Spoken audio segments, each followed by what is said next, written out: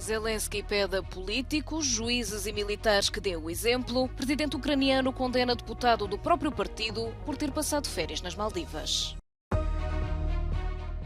Provedora de Justiça Europeia abre inquérito à atuação da Frontex no naufrágio ao largo da Grécia. Incêndios no sul de Itália já fizeram pelo menos 5 vítimas mortais, enquanto o norte do país é assolado por tempestades. Fogos na ilha grega de Évia provocaram já 3 mortes. Creta em alerta máximo devido a risco extremo de incêndio.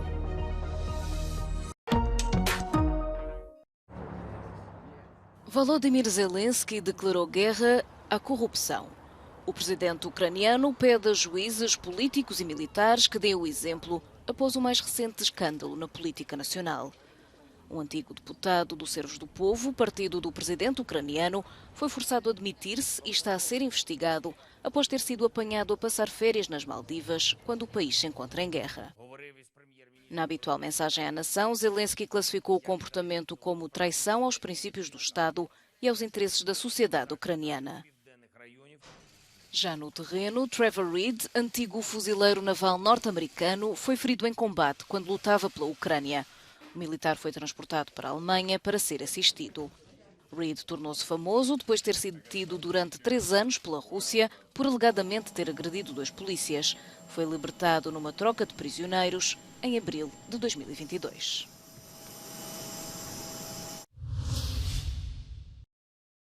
A Provedora de Justiça Europeia anunciou quarta-feira a abertura de um inquérito para esclarecer o papel da Frontex no naufrágio de um barco ao largo da costa da Grécia em junho, que causou a morte de cerca de 500 pessoas.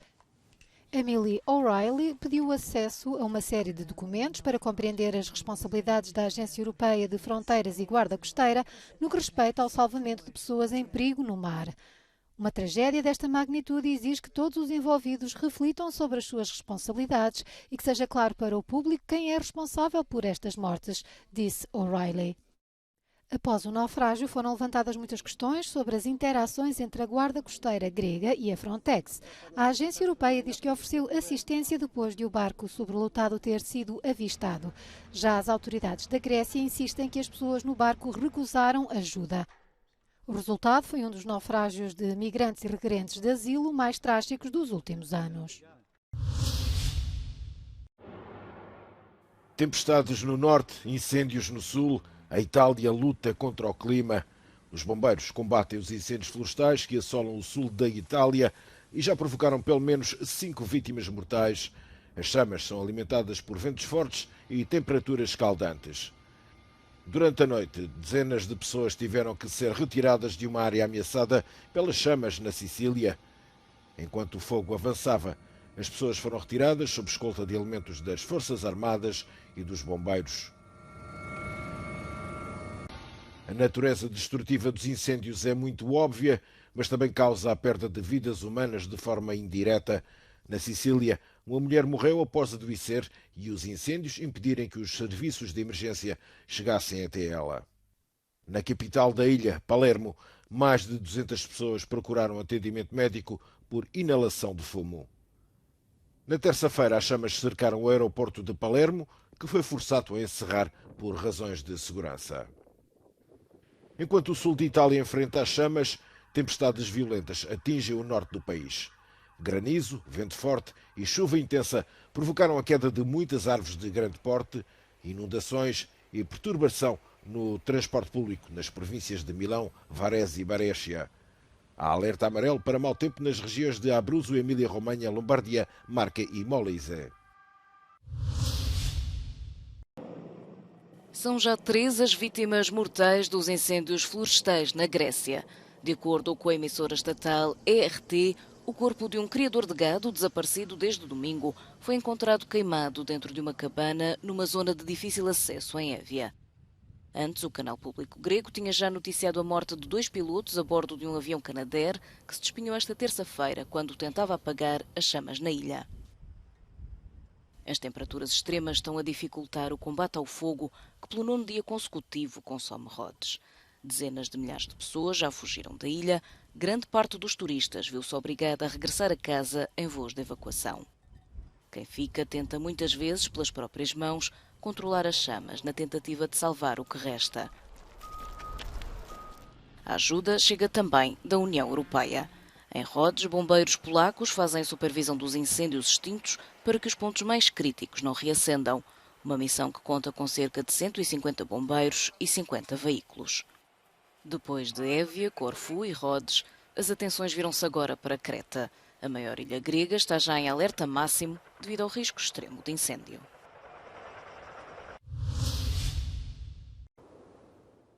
Uma pessoa morreu e várias ficaram feridas na sequência de um incêndio num cargueiro ao largo dos Países Baixos.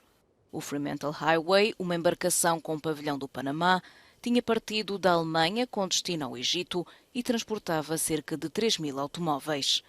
A guarda costeira neerlandesa suspeita que o fogo tenha começado a partir de um dos 25 carros elétricos a bordo. Os 23 membros da tripulação foram já retirados do navio e encaminhados pelas autoridades para serem assistidos em terra. A cidade de Rzeszów é uma das mais verdes, quer em termos de energia, quer em termos de natureza, da Polónia. Isso deve-se ao urbanismo e ao valor do ecossistema, cada vez mais sensível às alterações climáticas. W naszym mieście znajduje się wiele takich miejsc zielonych, zagospodarowanych drzewami, gdzie w takie upalne dni możemy się schronić, no powiedzmy, w każdej chwili. Com um ambientalista local, decidimos fazer um teste de temperatura, ao sol e à sombra das árvores.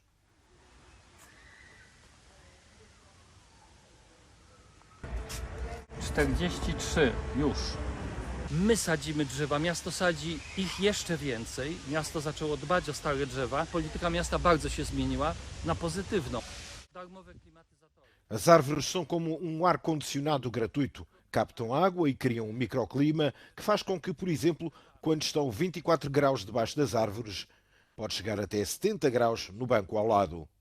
26 stopni.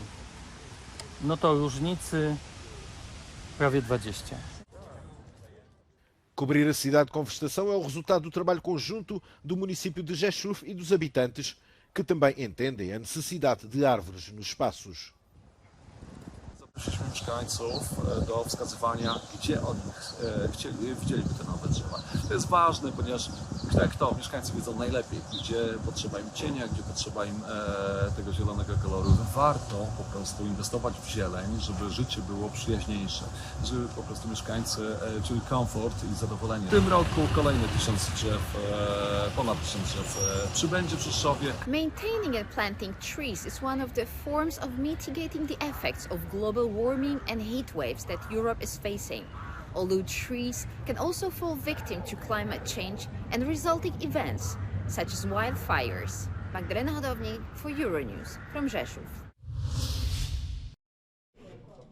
No momento-chave do maior julgamento da história judicial da Bélgica, 6 dos suspeitos dos atentados de 2016 em Bruxelas foram considerados culpados de assassinato em contexto terrorista.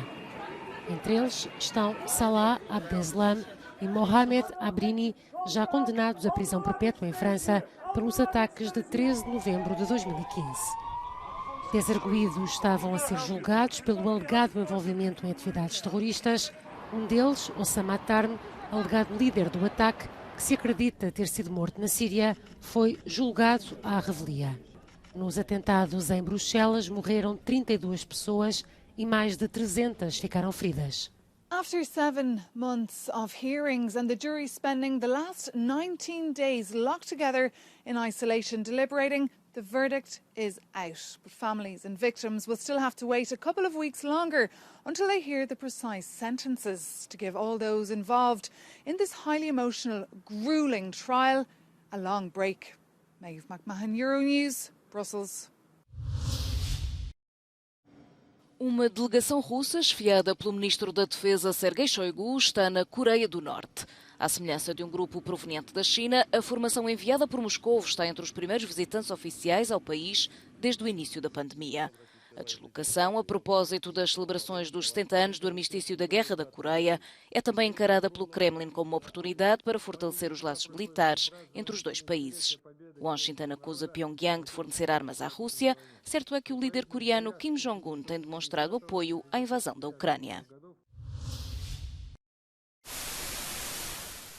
Horas de angústia e drama na praia de Chains, no sudoeste da Austrália, onde 50 baleias-piloto morreram após ficarem encalhadas em águas pouco profundas. Dezenas de socorristas, veterinários e voluntários tentaram salvar o máximo de baleias, uma tarefa muito difícil e perigosa quando se tem de operar entre cetáceos em sofrimento, estressados e potencialmente doentes, em águas infestadas de tubarões e com grandes ondas.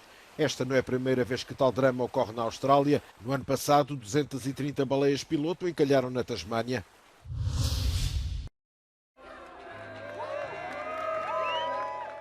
Como o reflexo da Torre Eiffel na superfície ondulada do rio Sena, assim será a tocha olímpica e paralímpica para os Jogos do próximo ano em Paris.